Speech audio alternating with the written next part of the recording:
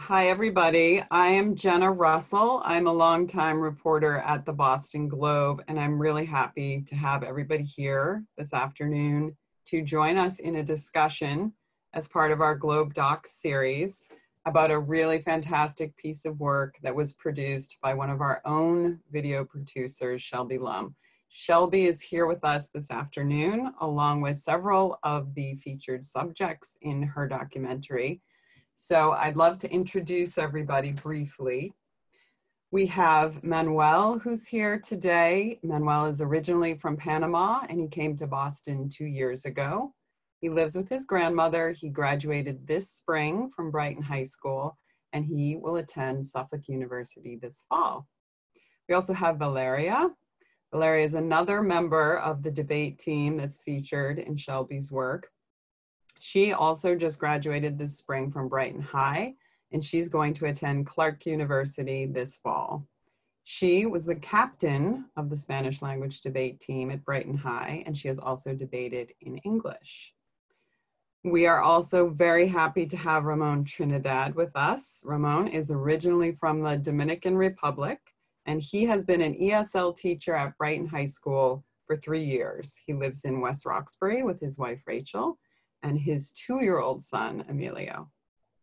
And then we have Shelby Lum here. She is a staff video producer with the Boston Globe, and Shelby spent months following these students and the rest of the debate on Español team at Brighton High School.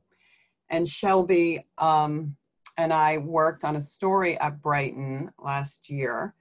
I was very privileged to have the chance to spend some time with these students and teachers, watching them in their classrooms and understanding how hard they worked, their persistence and their grit as they learned English every single day. It was a tremendously inspiring experience for me as I watched them and realized that what they were doing in learning another language was something probably harder than anything I had ever done or would ever do. And so it makes perfect sense to me that they would apply those same skills and that same persistence to debate and would excel in that form as well. So Shelby, it would be great if you could start us off today by telling us a little bit about the project. What inspired you to decide to spend a really long time understanding what this group of students was doing, and what did you hope that you could communicate to your audience in that work? Sure. So I spent about 6 months following the Brighton Debate en Español team. I started right after their winter break, so early January, I think, was the first time I met Mr. Trinidad and the students. And what really inspired this was in one of the meetings I had with the education team, we were talking about extracurricular activities students do, or any really dedicated or inspiring teachers. And the whole team, it seemed like, we said, oh, you have to go see Mr. Trinidad. You have to see his Debate en Español team. And that really hooked me, because when the whole team says that you have to meet someone, it really stood out to me. And you know, I think it's so important to see teachers who are so dedicated in their students' lives. And it was very clear from the beginning that Mr. Trinidad not only was the debate coach, but he was also helping all of his debaters through, you know, other school problems, college issues, anything like that. He was there for them. And then I also really wanted to show that the debate team does a ton of hard work. It takes months of preparation.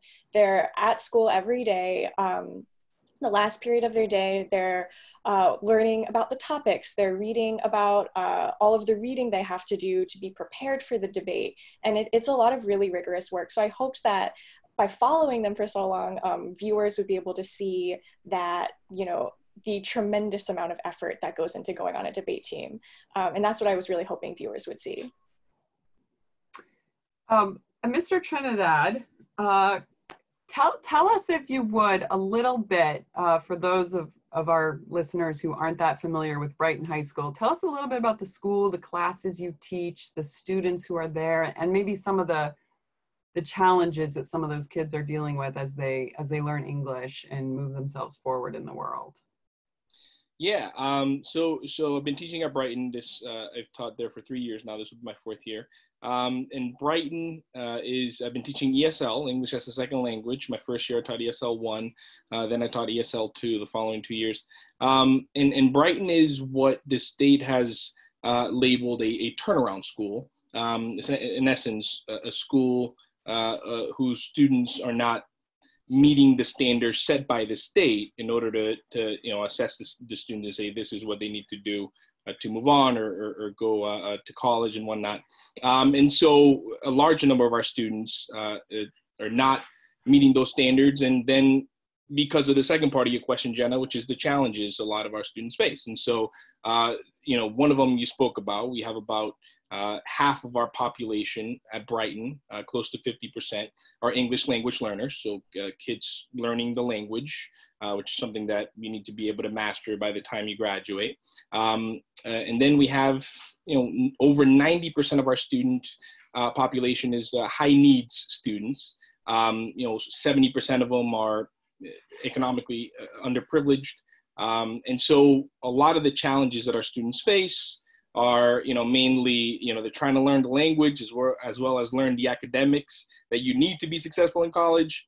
And then other kids, we deal with challenges that range from homelessness to, like I said, learning the language or, needing to have a job because, you have single parent household. And so you need to pitch in. These are the challenges that a lot of our students face at Brighton High. Absolutely. And when you're getting to know your students, and having watched you in the classroom, I know how engaged you are, as Shelby mentioned, with every one of them. What are you looking for, and what do you notice when you meet a Manuel or a Valeria, and what tells you this is somebody who could be a really strong debater? You see the academic, a lot of the kids, not all of them, but a lot of them do come with academics in their first language and in their home culture, right? So, they're coming in to trying to learn English. And so you're trying to hear them speak English and you go, oh, well, obviously this person has a very basic knowledge of that particular language, but that doesn't mean they have a basic knowledge of academics in general, right? So somebody like Manuel, somebody like Valeria, a lot of my other debaters, they come in with a lot of academics in their own language. And so, right away, you can kind of tell which students those are. And, as research shows that if you come with those academics in your first language, you can easily apply and transfer them into English. And so, yeah, I do tend to kind of find those students, and that's usually how I do my groupings. But then ultimately, that's how, I mostly decide, all right, this guy needs to be on the debate team. Valeria needs to be on the debate team. Right. Yeah. Well, and I want to ask you, Manuel, about something in particular that I think you said you noticed in viewers of the documentary, that some of them were asking a question, why Spanish? Why debate in Spanish when you're here, you're learning English? Obviously, English is the language that most people are speaking around you now that you're here. So can you talk a little bit about what you feel is the importance and the power of having a debate team that is doing that work in Spanish? I was interested in something you said in the documentary. You mentioned that debate is a place where you can prove something. And I wondered if you could elaborate on that a little bit for us. Yeah, absolutely. When you come to this country not knowing the language, English, you barely get the chance to share your thoughts, your ideas, your voice. And as I say on the documentary, you know that you can, prove that you can share the thought that you have a powerful voice. When in debating in Spanish or debating in Español, you prove that. You show that you can do more than just learning verb to be. And as I mentioned before, and I can mention this, when you get here, when you get to this country, it's all about my name is learning the verb to be. And it's just, you feel like, oh my God, I need to do more than this because again, I know that I can do more than this. And debating in Spanish, you can do that. Also, it is not only about, because, sharing our voice and all of that, but also skills. When you're debating in Espanol, I have been hearing people and reading comments of people saying like, you should be debating in English because, you know, you are learning English. But you can also learn a lot of things in debating Español and apply those skills in English life, like in the classroom. So that's all about debating Español, learning skills, you know, sharing your voice in your native language. Valeria, do you want to add to that at all and speak a little bit about what you feel the strengths are that you've been gaining from your debate experience? Sure. So I feel like when I think about debate en español, I think about a community. I feel like it is important, like when you come here, you are looking for people the same as you, speak the same language, and have like those like kind of the same culture. And being in here, I've learned a lot from many people. And I feel like when we are like in our tournaments and we are like talking with people, you feel that community, you feel that family.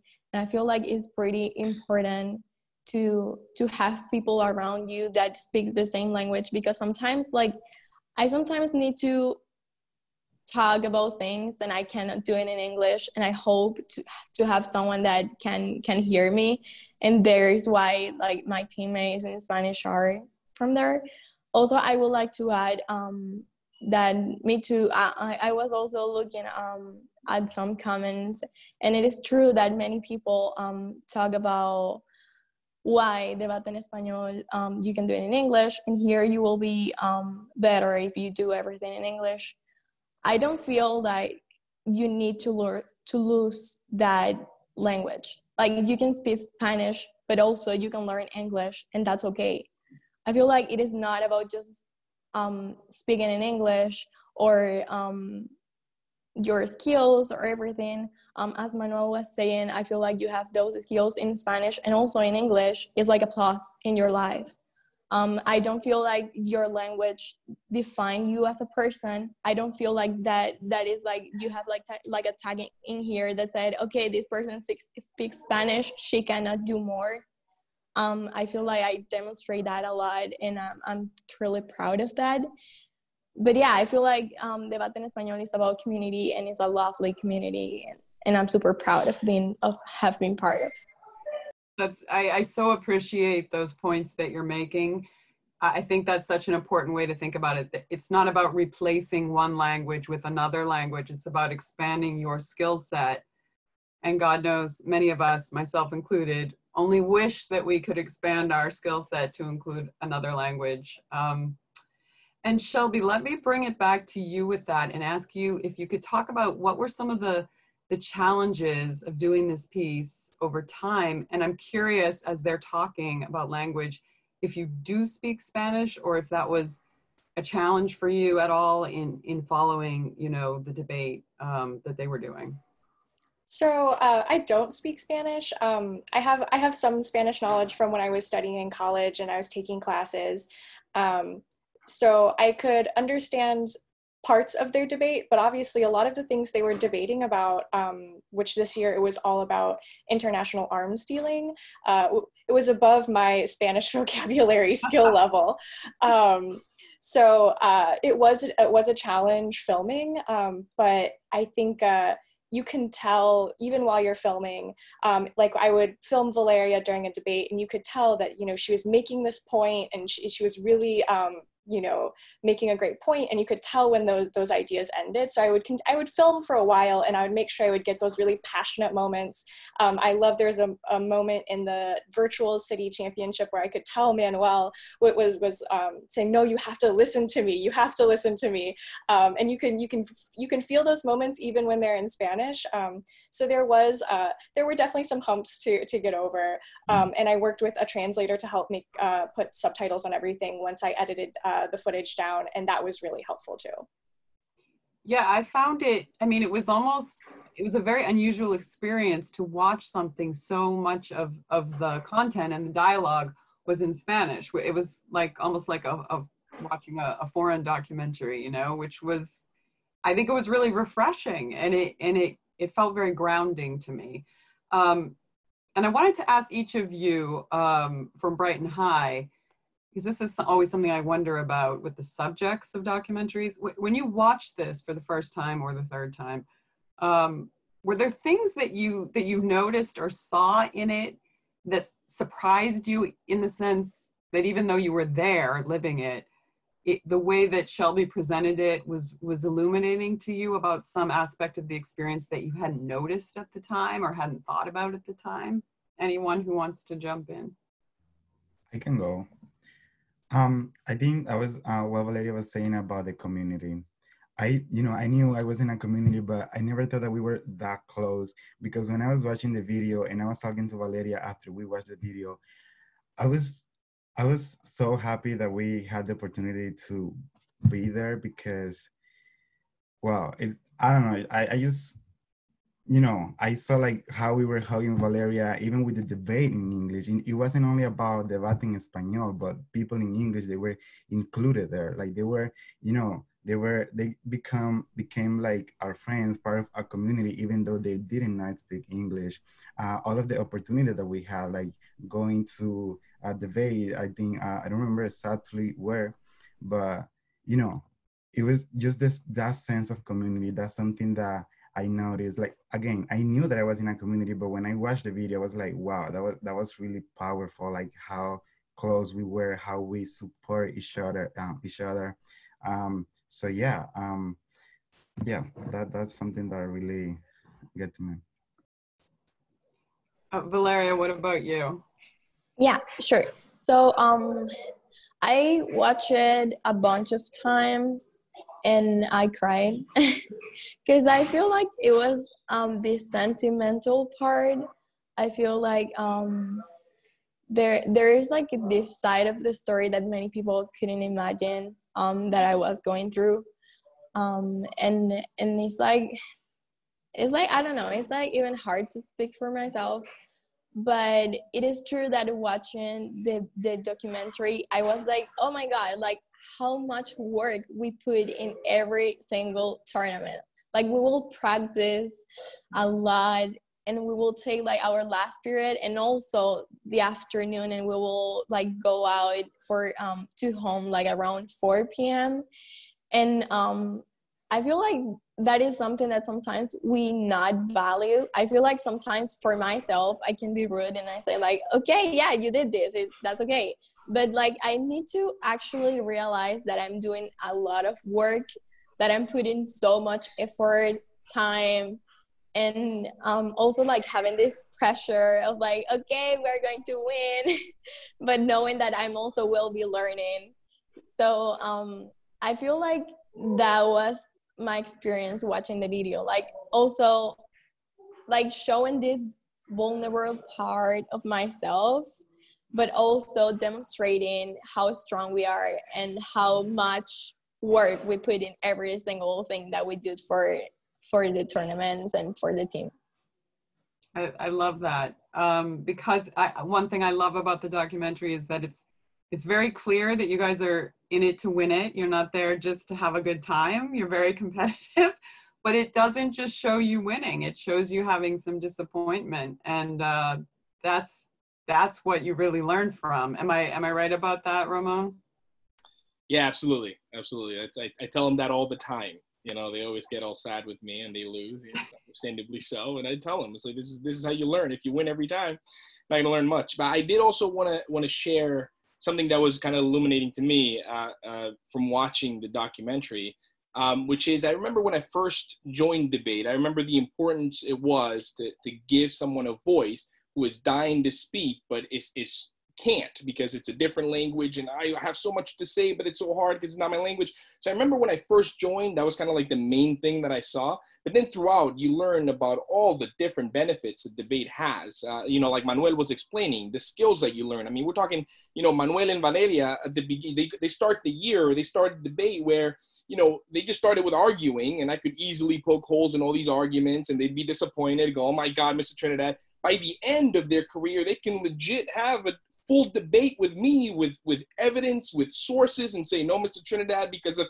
and I'm like, okay, wait a minute. So all these skills that kind of come out, I had forgotten how important that voice aspect was. And so watching the documentary reminded me how important it is for folks like Manuel, Valeria, when I was a kid, to have a platform to be able to display what we can. And also, just to add one last thing, I've gotten phone calls from folks who have told me, family members or friends whose first language was English when they were back in school, who said that almost they felt like they were able to speak through the documentary. They said, man, that was me when I was a kid. And the fact that this documentary shows who I was, it's almost like they had a voice. They were able to say, see, I want people who knew me back then to realize that that was me. I could have done what Manuel and Valeria are doing. So that was very illuminating to me and felt wonderful. That is fantastic. And I love, there's a great moment in there where you guys are walking down the hall after, I think, something that didn't go your way. And you say, are you learning? And one of you two says, yeah, now I will know for next time what to do. And it's like, that's learning right there. It's fantastic. I wanna tell everybody who's listening in, I may have forgotten to mention this, but you are welcome to send us your questions. If you have questions for anyone on the panel, just look down at the bottom of your screen, you'll see the Q&A button. And if you click there, you can type in a question, and I will try to fit in as many questions as I can in the time that we have remaining. So Shelby, let me ask you about, again, the process of making the documentary. I think absolutely, as you said, one great thing about the fact that you're able to follow them over months of time and to give us like a, you know, a longer piece of work than we are normally able to do, really captures that work and investment of time and the kind of the, you know, the sort of the, it's not a quick hit. You don't go play a soccer game and you're done. It's like you're spending weeks, investing weeks in educating yourselves about a pretty intense topic. That sounds like. But what for you, capturing so much material, I know as a writer, it can be very, very difficult to pare that down and to decide what are the moments that are going to make it into this final finished piece.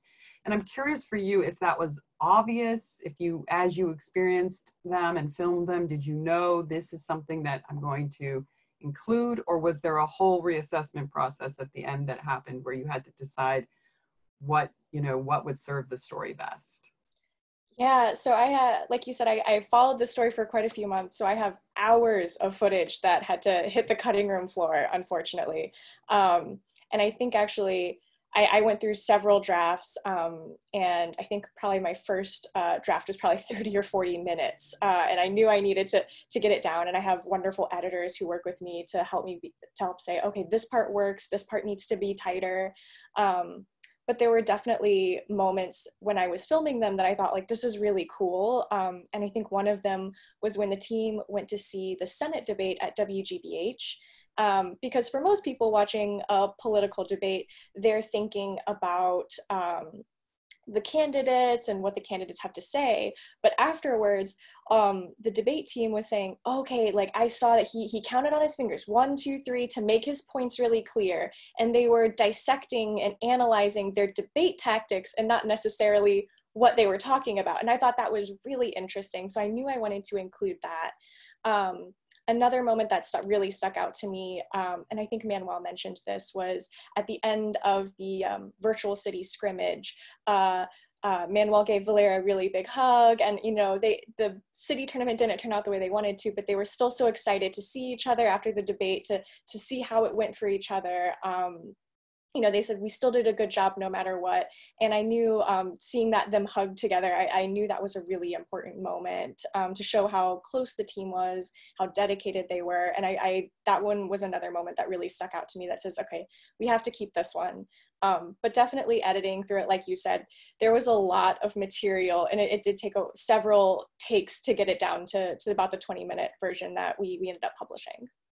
Do you happen to know about how many hours in total you had at the start of the editing process? Oh, I don't. That's a great question. I don't know how many hours I have. A lot. It was definitely a lot. It was definitely, especially from the tournaments themselves.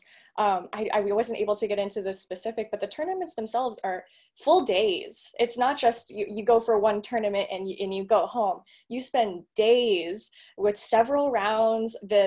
All of the debaters, you have one round and then you get like a small break and then you have another round and you have to continue debating all day. So I was tired by the end of the debates, but I can't imagine how tired the students were at the end of the debates. I wasn't debating.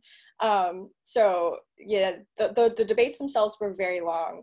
So I've definitely hours and hours of footage that didn't get used. I loved how many like very small moments you were able to preserve and include.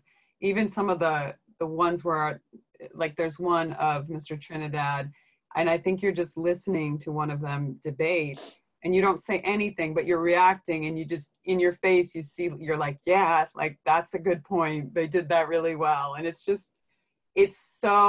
such a lovely image of the relationship between student and teacher, and really, really beautiful work, Shelby. Thank you. I want to see, we do have some questions coming in from folks who are listening. So thank you for that. And you can keep the questions coming.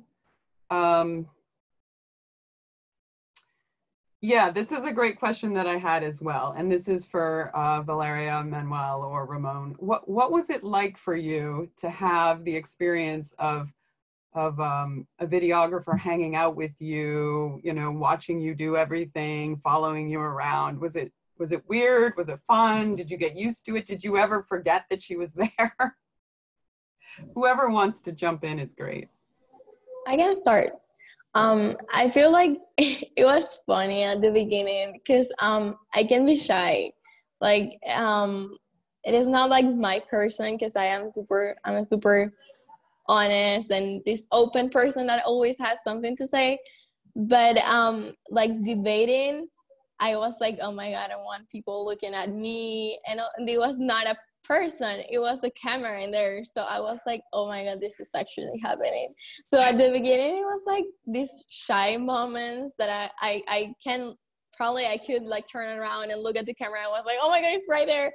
But then I think like then it was like fun. We were like looking at the camera, we were like saying hi, we were like just getting excited because I feel like we knew that this was our moment, and probably that's why we were like, okay, look at the camera, it's right there. And then I feel like we just get used to it, and we became like closer to Shelby. We were like talking and asking questions, so it wasn't like shy anymore. It was more like a fun, friendly camera right there saying hi.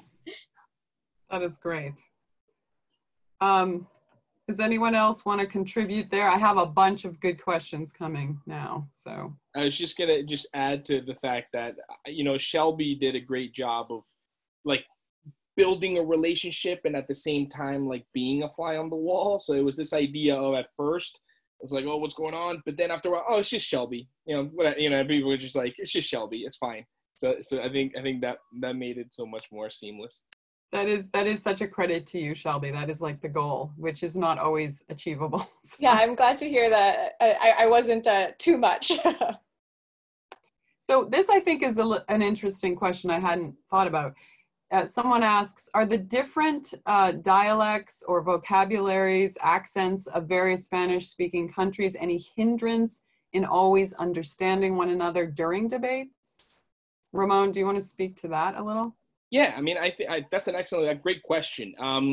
We all have the same packet, so all the students in all the schools have the same kind of information that gets translated by the same company. So thankfully, to answer the question, yes, I mean, there are a lot of words that a lot of the students would be, Valeria from Venezuela would be like, oh, I understand what that is. And then other students would be like, I've never heard of that word before. But thankfully, because everybody has the same vocabulary, we're able to kind of like work through that. And so, by the end of practices and working at it, everybody kind of knows what the vocabulary means, even if it's something different in your own country. Okay. And do you know, just out of curiosity, how many Spanish-speaking countries of origin are represented throughout the debate team or the debate league?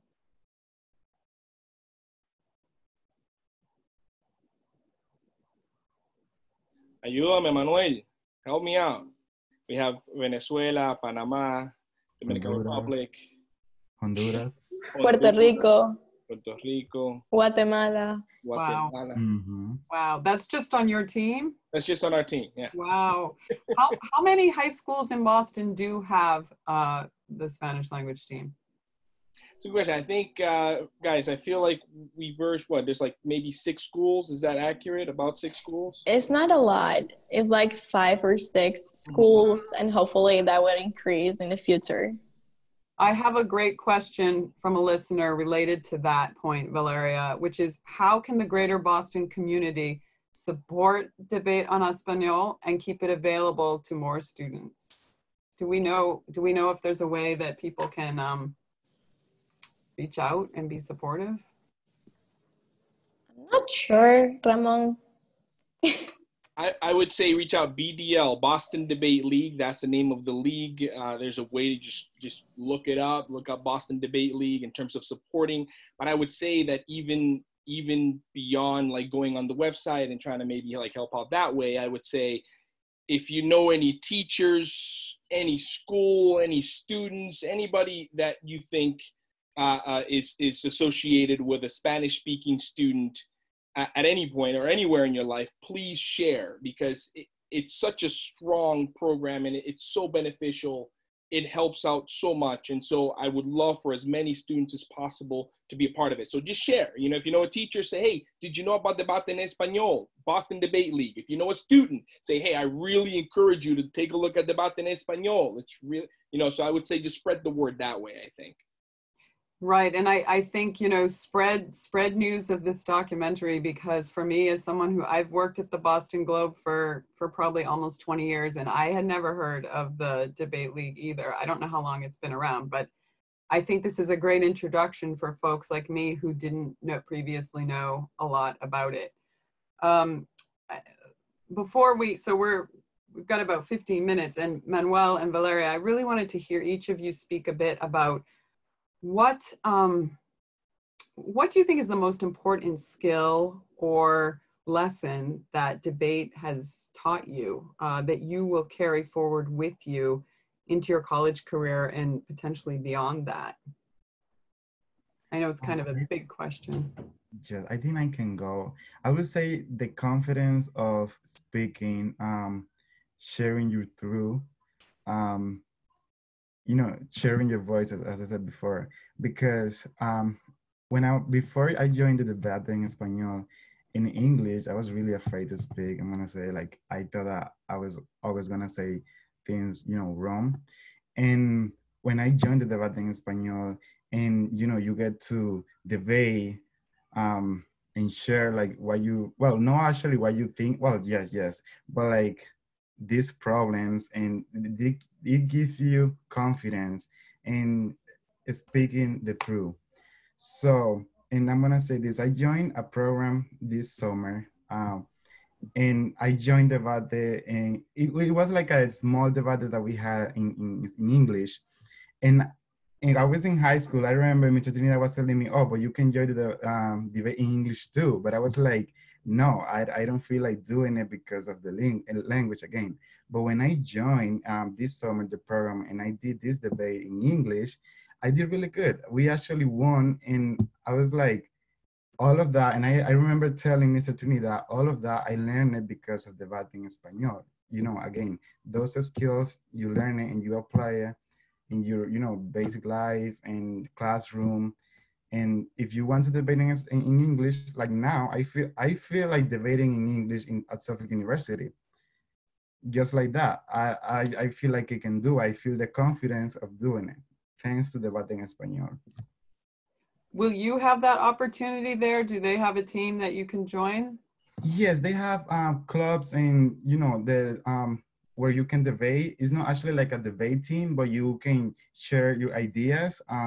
You can talk about, social issues and all of that. And, that also something that I found out in Debating Español, that I love debating about social issues, things that are happening in our life, in our world right now. So yeah, I'm for sure gonna join one of those clubs at Suffolk University. Who makes the decision about the subject or the topic that you debate? We vote on it, Jenna. So the coaches all throughout the state, there's like a handful. They start with I think it's like 8 or 10 of them, and then they start to get narrowed down. And this upcoming year is criminal justice reform. So I'm super psyched about debating that. Yeah, I wish I had Valeria Manuel on my team to debate that one. That's a good one. Valeria, what about you? What lesson do you think will stick with you? So this is like a hard question. I feel like it is not just only about the skills. It is also about lessons that I learned.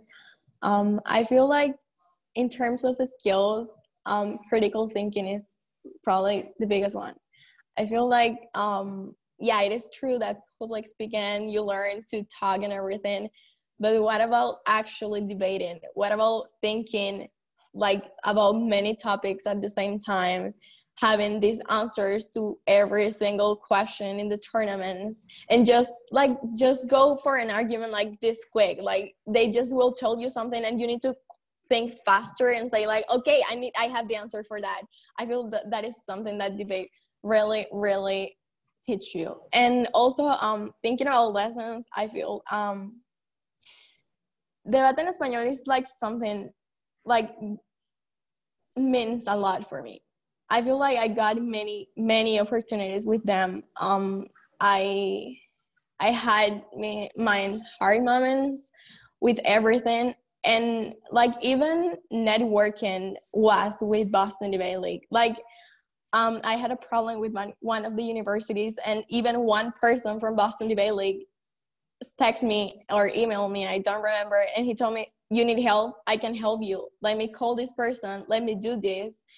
And I feel like it is about that. It is about finding people around you that want to help you, and just I don't know, I feel like there are many factors, many things. It is just about demonstrating people that we can also do it. Not speaking English doesn't mean that we don't have a voice too.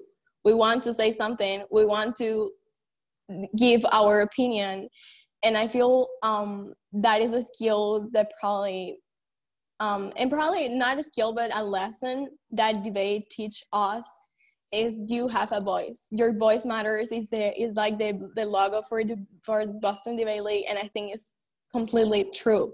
I feel like when you actually get involved with things, you are okay, I also want to say something. It's my moment. I also need to give my opinion, and it is something that you learn, probably a lesson for each of us. That's so beautifully said, and you say it beautifully in the documentary as well. And that kind of leads into a question that we had somebody send in for you, Ramon, which is, what advice do you have for teachers so that they can make sure that they are giving their students a voice in the classroom and beyond, I would imagine?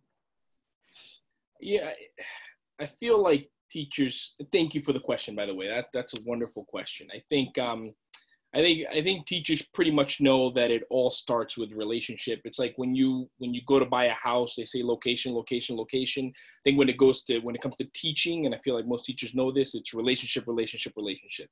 And so everything starts there. Build a strong relationship with your students. Make sure that that's your number 1, 2nd, and 3rd goal, is to build that strong relationship where a student feels comfortable with you. They can open up with you, they have a voice with you, and then everything just kind of goes from there. And I feel like teachers are aware of that. And if you were thinking about how important is it, I would say it's the 1st, 2nd, and 3rd most important thing would be build a relationship with your student. It's a simple thing, but I've seen it in action, and it's pretty fantastic when it's happening.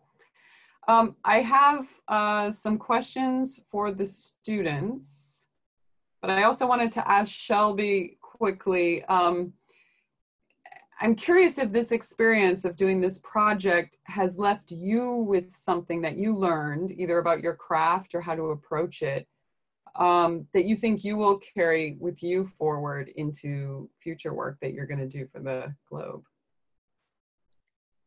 I think that's a really good question.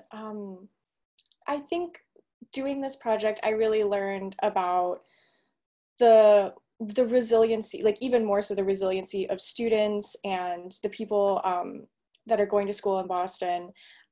This isn't my first education video I've worked on, but I think I always, every time I work on a video that involves students and talking with students about what they love and what they enjoy, I think I always learn a little bit more about how to relate with more people, with other students going forward.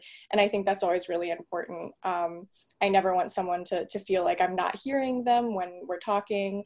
And so I think every student I get to talk to kind of teaches me a little bit more about how to relate to more students in the future. And for the students, we have an audience member who wants to know if debate has made you more aware of current events and if you are planning to vote.